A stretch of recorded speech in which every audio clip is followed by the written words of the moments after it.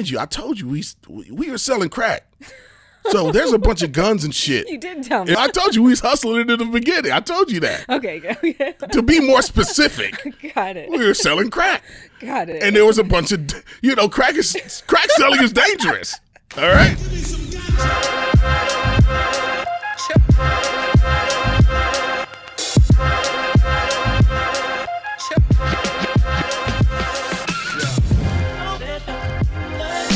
Welcome to the Lasagna Ganja podcast. I'm X to the Z Xzibit. And I'm Tammy, the Cannabis Cutie. Yes, welcome to this episode. It's called Highs and Lows.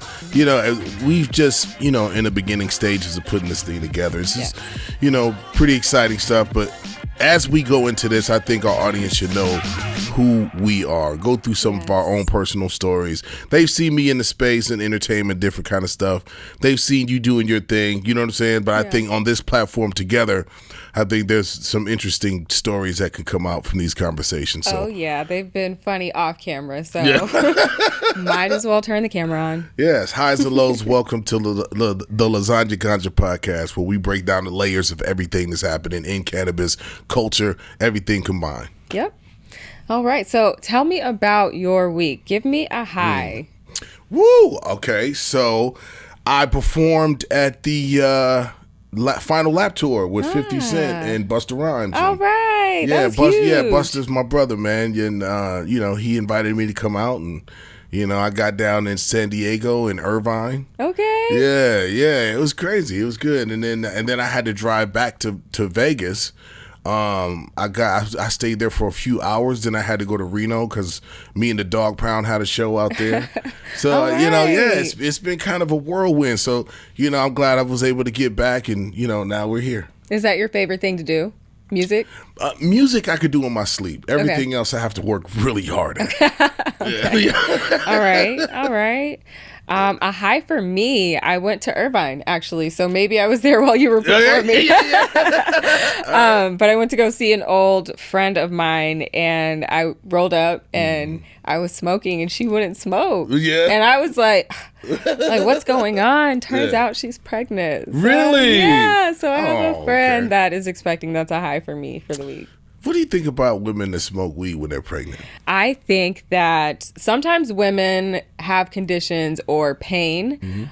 So say a woman gets into a car accident, she's dealing with a lot of pain.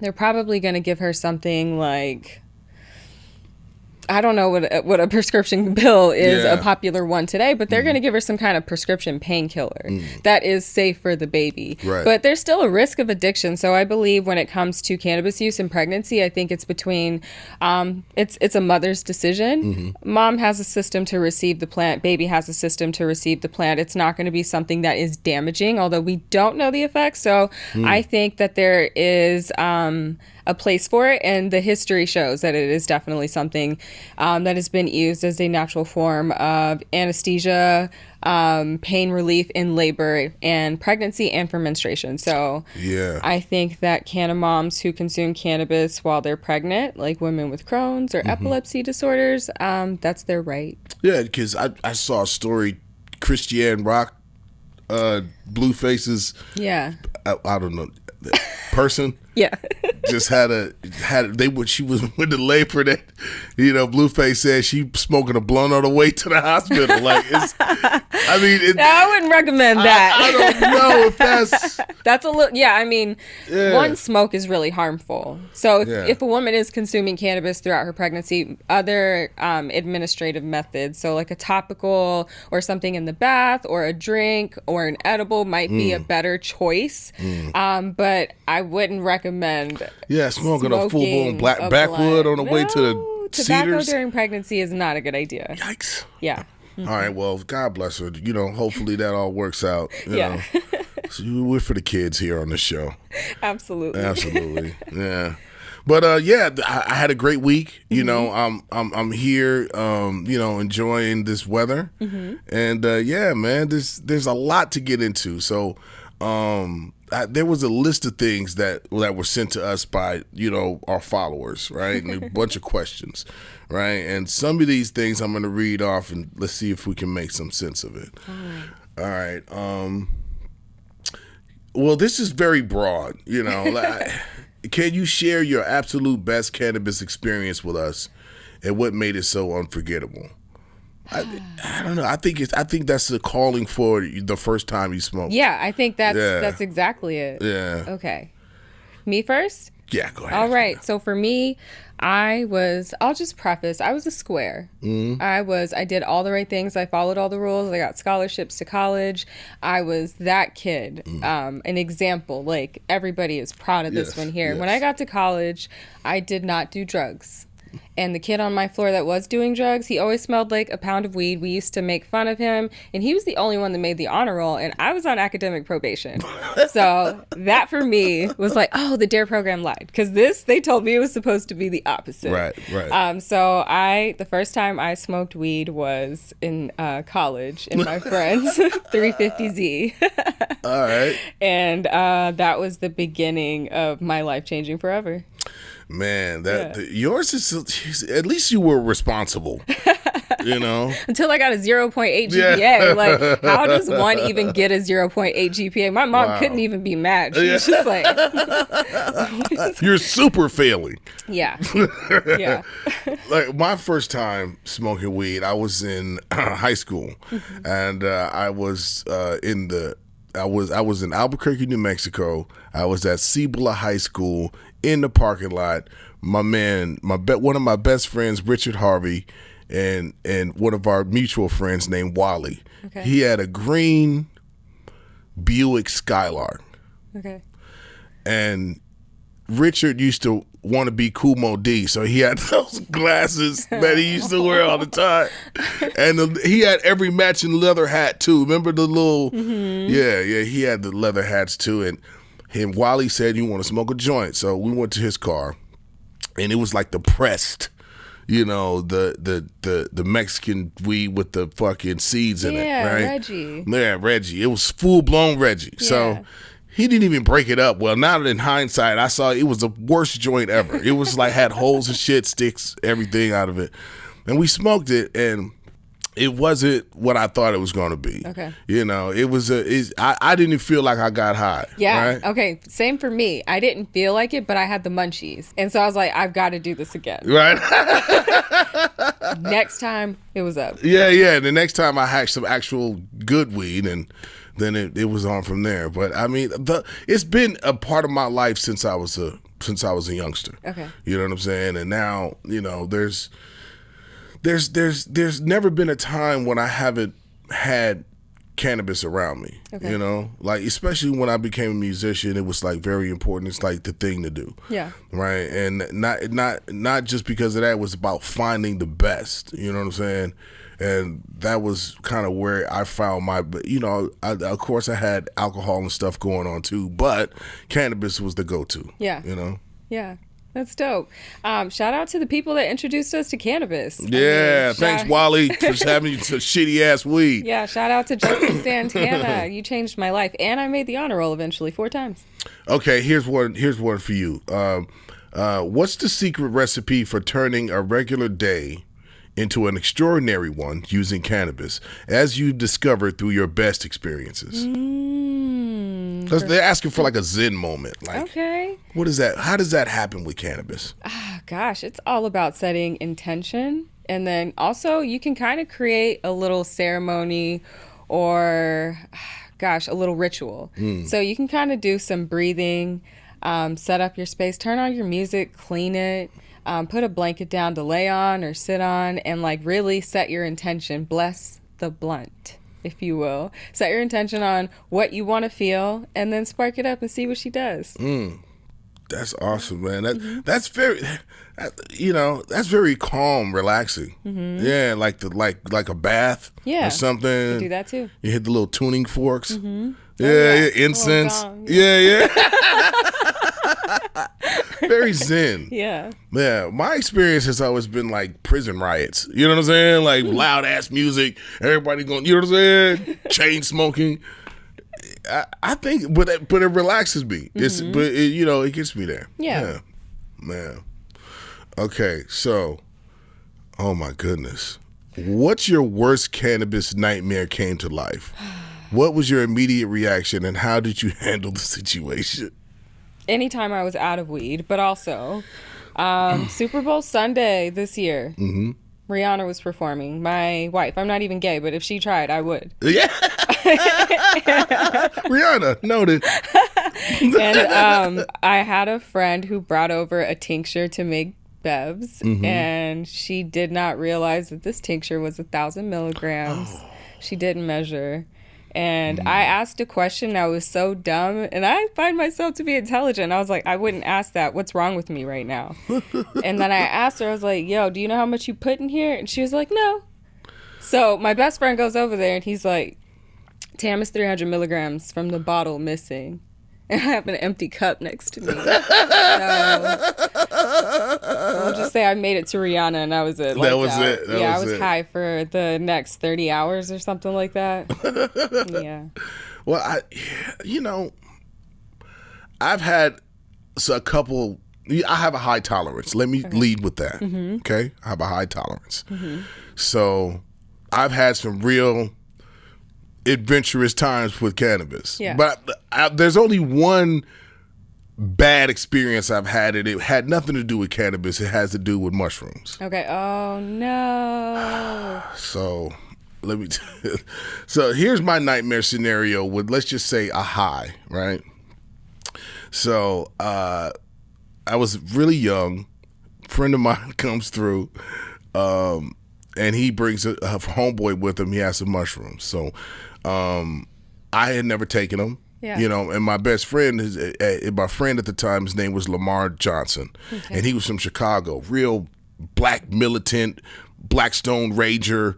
You know what I'm saying? Like gangster militant guy. Mm-hmm. You know what I'm saying? Like we thought he was super intense, but we loved him. You know what I'm saying? And so we were also, trying to hustle on the side, so we had a little money, and it was a fun time at the time. And so this guy comes through, and he's trying to impress us. He gives us some mushrooms, so we eat the mushrooms, but he gave us a handful. He didn't say like take a cap or take a stem I just ate the whole thing. Been there. And then Lamar did the same thing. Mm-hmm. And we just like, oh, this is fucking horrible. It's nasty. So then the guy's like, oh, no, wait. And he's like, what? No, don't worry about it. So he gives us vitamin C pills too, right? Vitamin C pills on top of it. Drinking some orange. No, we drank some orange juice to wash it down. So we're waiting for this thing to happen. We used to cannabis. Mm-hmm. So we're like, man, this shit ain't doing shit. This ain't doing nothing. This is doing nothing. PSA, as soon as you say that and think that thought, that's when it's like, this is doing absolutely nothing. So we feel fine. We're good. So we get invited to this party about an hour away from where we live. So we get to this party, and I start feeling funny, and we're sitting on this couch at the we're the only black kids in the whole fucking house, right? Okay. So I go to the bathroom, and I sit on the toilet, and I'll never forget this. It was a black and white checkered floor, and I saw the floor move like a wave. Yep. Then it settled back down. I had never seen nothing like that before, ever in life. So so then I sat down and did it again, like some Matrix shit. Yo, and immediately I snapped out of it. I was like, oh shit, Lamar. Because he's gonna trip. You know what I'm saying? Like, he's gonna trip. So I go out there, and it was like a movie. It was like, as I was like going to the couch, at the same time, it was this young lady bringing a tray of food to us, right? So it was like we met there at the exact same moment. And before I looked down and saw Lamar, his face looked like he was like about to get hit by a train. And so the girl says, and God bless her, she meant nothing by it. She's like, the girl says, hey, I brought you guys some chicken because I know you like chicken. Lamar stands up, immediately punches her hard as he can right in the face. Like, punches her like a fucking man. I don't mean to laugh, but what? Tray goes flying, chicken wings everywhere. Oh, no.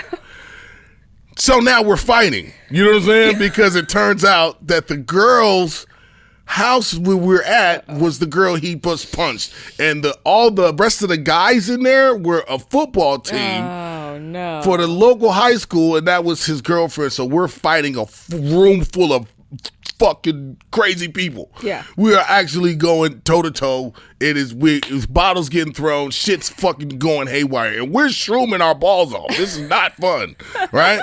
So we get in this truck. We get in the truck. They are standing on top of shit, like throwing these bottles at my fucking car. Just fuck out of here, you motherfuckers. So we're backing up and we're driving. Now, where we're driving is no lights. It's just we're driving in the desert. It's moonlight. It's no lights on the road. So we're driving, going through this roller coaster of emotions. Like we keep saying the same sentence over and over again. Like, oh man, you punched that bitch in the face. We are like dying laughing. And then we say the same, man, you punched that bitch in the face. Oh my God. I'm crying. Yeah. So we're going through this stupid ass, heavy ass roller coaster until we get back to the house. I don't know how we fucking made it, but we got there.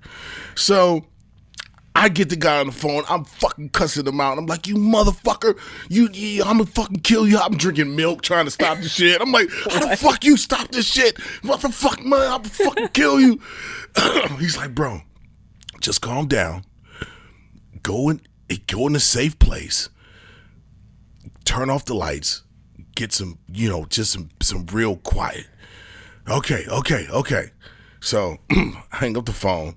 And mind you, I told you we are selling crack.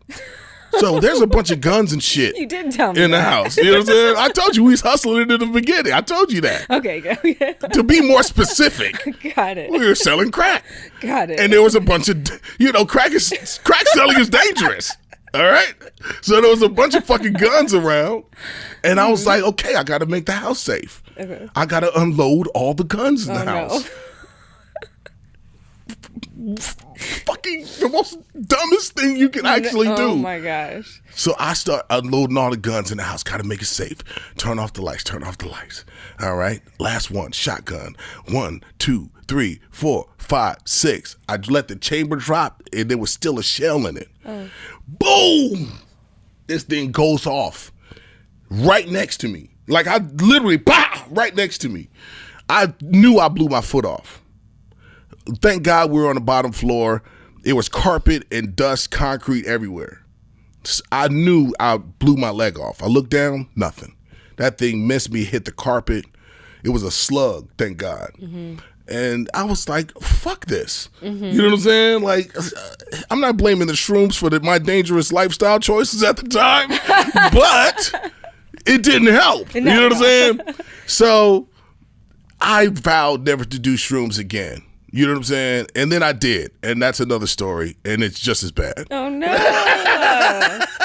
I need your friends to just do you a little bit better. You got to start off with micro doses. Get used to the wiggles. We're going to talk about microdosing, but that was my nightmare scenario with a controlled substance. That was terrible. As you were telling, I was like, it can't get worse. Oh, yeah. It got worse. It's levels to the worstness.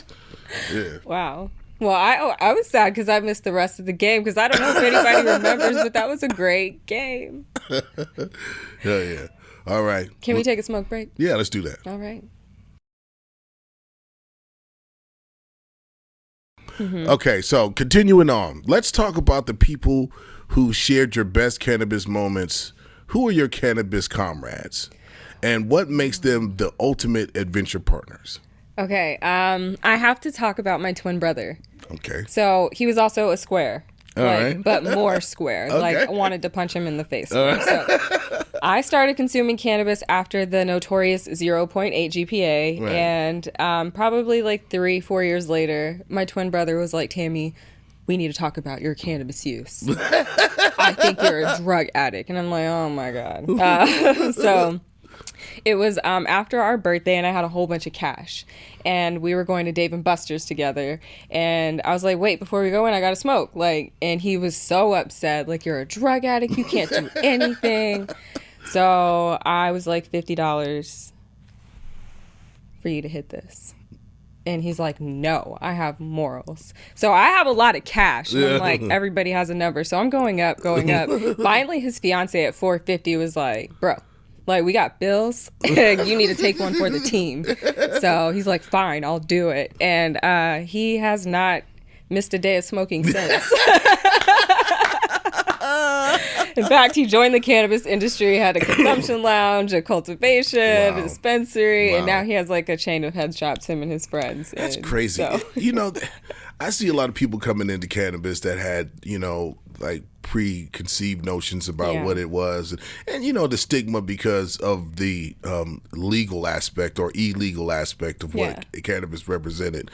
War on drugs didn't help. But there's a lot of people I see now that, are really, up in age, but still, feel comfortable enough to come outside and consume. Yeah. I think it's changing. The dynamic is changing. The perception is changing. Yeah, with education, it's definitely helping. But a lot of our generation and older, we were scared about the side effects of getting caught with it. I don't know if it was necessarily the plant because, we have a lot of good examples in pop culture. You're one of them of long-term cannabis use. Yeah. It's the worst side effects is the laws. Yeah. It's the laws. And then of course those commercials didn't help. Yeah. This is your brain on drugs. Yeah. And then like the kids sitting on the couch, and then now it's a performance enhancing drug. Shout out to Sha'Carri Richardson. Yeah. Like, make up your mind, government. Yeah. I think whatever we're doing now will be look back on as elementary as well, because as things become more free, it's gonna settle down into something else. Yeah. Decriminalizing it is not the same as legalizing it. Well, they want to reschedule. That's something that's been in the talks, but but full legalization is what we're looking for, and not to be lumped in with other things that are fucking. What's the guy from Florida talking about fentanyl laced weed? Like, come on, nobody's fucking with that. But that don't even make sense. There's an argument for not legalizing it too. So, like, why should we have been penalized? How many millions of people have been turned into second-class citizens because now they have a record? Now they can't work at certain places. They can't go to school. They can't get certain benefits. They can't vote. They can't get a passport. And now you want to legalize it, and you want to get profits and taxes off of this? Wait a minute. Like, we don't want any legalization, and I say we because I'm a part of that, because you're not about to benefit off what we kept alive and what you ruined a lot of families and generations for. So I'm all about decriminalization. I don't want it legalized or rescheduled. Really? Yeah. Huh. Yeah. Okay. And because they don't know what they're doing with it. Right. Yeah. Right. Well, it's going to be interesting to see how they take us, the operators, the people, that don't understand, only understand the marketing and profit and the spreadsheets and whatnot. They really don't care about the culture of it. It's going to be interesting to see if they really completely just try to buy the culture or they try to incorporate the culture. It's two different things. Yeah.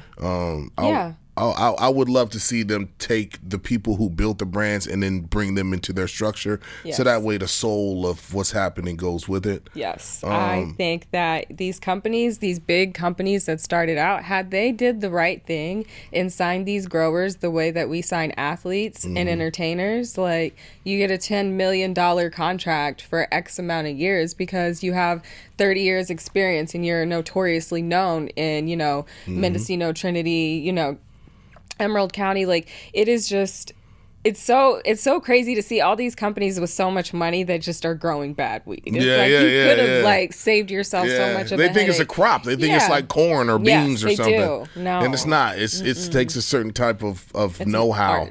Yeah, it's an art. Every cultivator, every famous notorious cultivator has their own techniques that makes their flower good. So, and let alone genetics are just one thing. It's the technique and the patience. Correct. And Cannabis is not tobacco. So please stop trying to lump it together and big guys coming in. Her. Yeah, come on, it's not it. It's not it. Selling everybody a bunch of bad shit doesn't make it good. We call those mids. Yeah.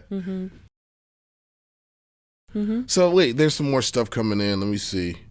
Okay. What's the most unusual or unexpected place you've ever found yourself in during cannabis-fueled adventure? Oh my gosh. I'm in a sorority. and I was going to a probate, which is a coming out show of the new line, the unveiling, because when you're pledging, it's a secret.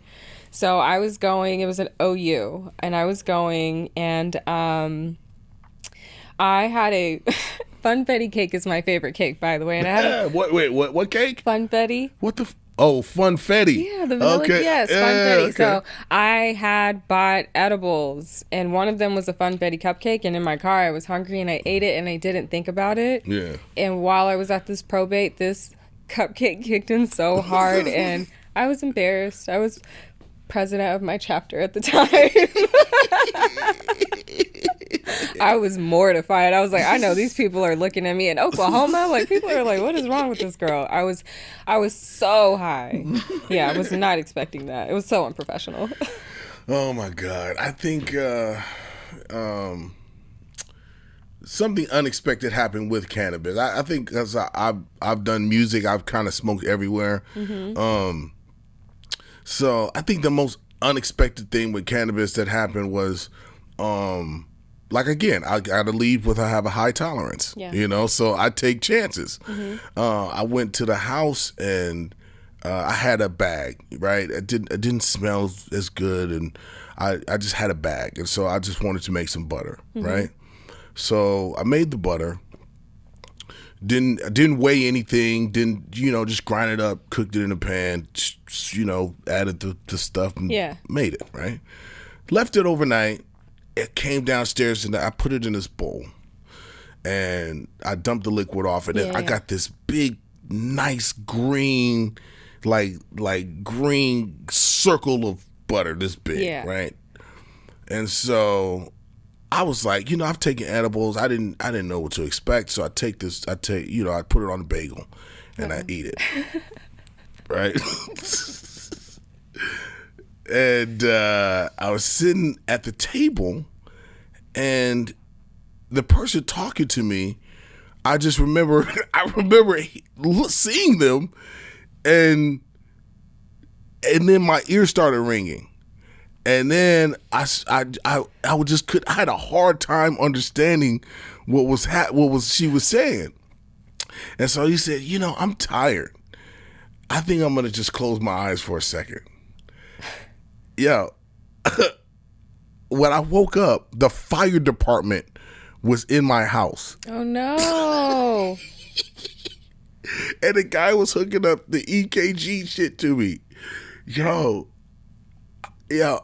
I was super high, and I was just like, when I woke up, I was like, "Hey man, what are you doing?" He's like, "Oh shit," you know what I'm saying? Like, he's like, "Bro, we thought you had like a cardiac arrest or something." I was like, "Bro, I'm just fucking high." And then he started taking the things off, and then he said, imagine being woken my up? son said, "Dad, you didn't hear us yelling?" I said, "What the fuck? What are you talking about?" He said, "Dad, your face turned white, your body went limp, and we can't try to wake you up." Oh, that was just the best sleep of your life. Yeah. He said your face went totally white, and it's like I was just you killed him.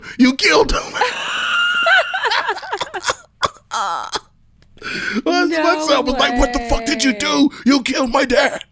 And so the fire department was just like, they packed up their stuff. They thought it was funny.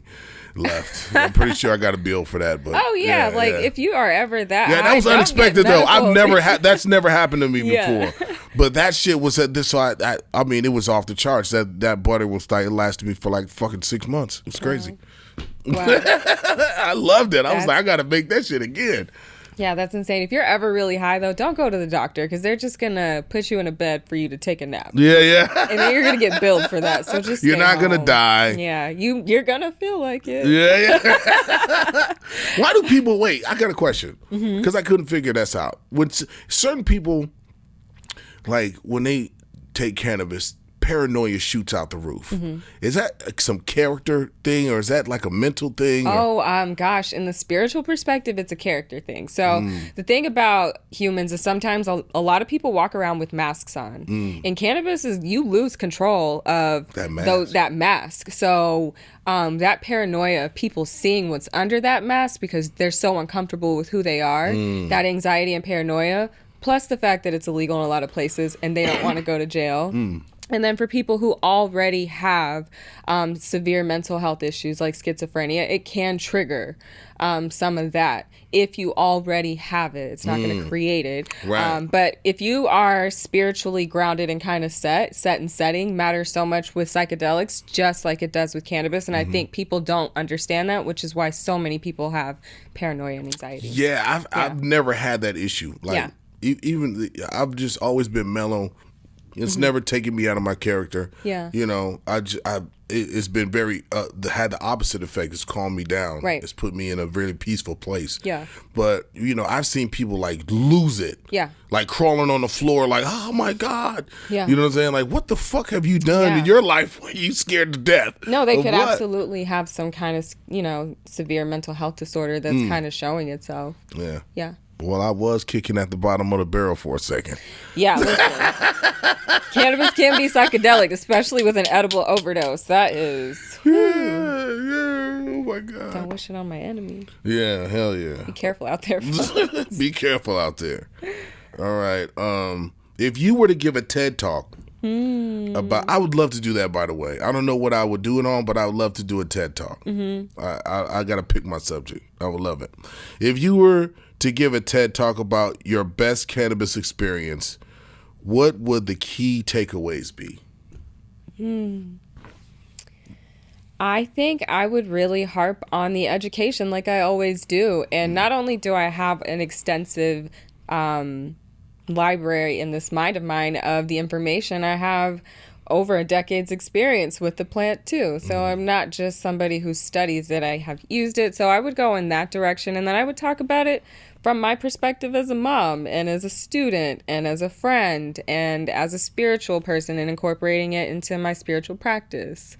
I would talk about it in all of those regards to kind of combat all of the prohibition of, you know, as far as like how much information is against and is for, it's like so outnumbered for such a long time. So I would break it down so that it was so easy a little kid could understand, and then everybody would change their mind and the world would be a better place. Hey, I'm going to that TED Talk. God damn it. Let's go.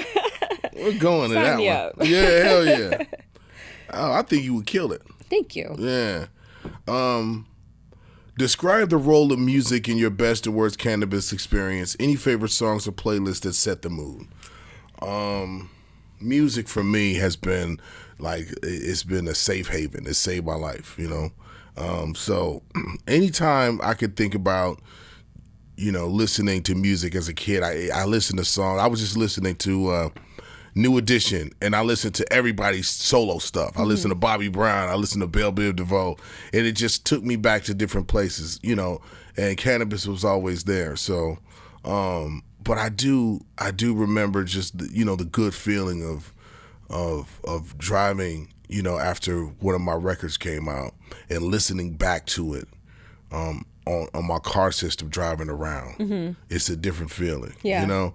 And then I was smoking my cars at the time, so I'm just taking it all in, driving down the coast. I mean, that is like the trifecta of feeling good in a real zen place, you know? So music is the soundtrack to our lives, you know? And so I feel really good about the connection that I've had as a musician, as an artist, with music, cannabis, and being creative. I love that. I mean, music and cannabis have always been intertwined since the beginning of time. I mean, even jazz music, that we can thank cannabis to that for that. So I love to listen to anything, but I was listening to Red Light District by Ludacris because I loved that album when I was in middle school, and I'm like, that's the best weed album, and I knew before I knew Really? that I like the plant. So I like smoking to that. Larry June's also nice to smoke to. So there's a lot of good. And then there's even a jazz album, Reefer Madness jazz album that I like to smoke to. Okay, yeah.